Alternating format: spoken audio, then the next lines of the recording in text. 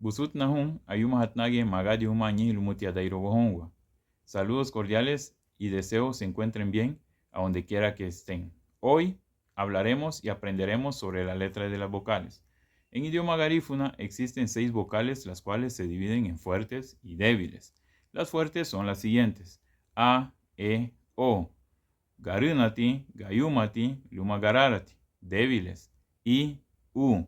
Gagiriti, Lumamaguti. Asimismo, el guturo dental es U, la sexta vocal. También podemos citar el acento circunflejo que se utiliza para distinguir las palabras largas o dobles en las vocales, referentemente. Las vocales son las siguientes: liuma sedimuri, A, garunati, E, gayumati, I, gagiriti, O, gararati, U, maguti, U, gaguti.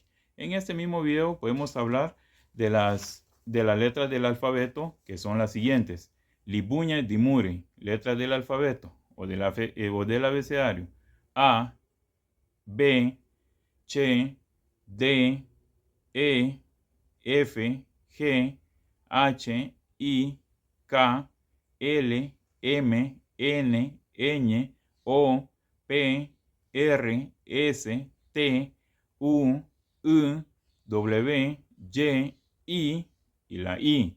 Estas dos últimas se utilizan como que se utilizan en el guturo dental. También podemos hablar de las consonantes en idioma garífuna. Lebu dimuri, lida garífuna. Ba, cha, da, fa, ga, ha, ka, la, ma, na, ña, pa, ra, sa, ta, wa y ya. Con el alfabeto, las vocales y las consonantes podemos ir aprendiendo palabras básicas para el idioma garífuna e ir compartiendo con niños, jóvenes y adultos. Mi nombre es Elmer Mauricio Enríquez. Será hasta en una próxima oportunidad, si Dios así lo permite.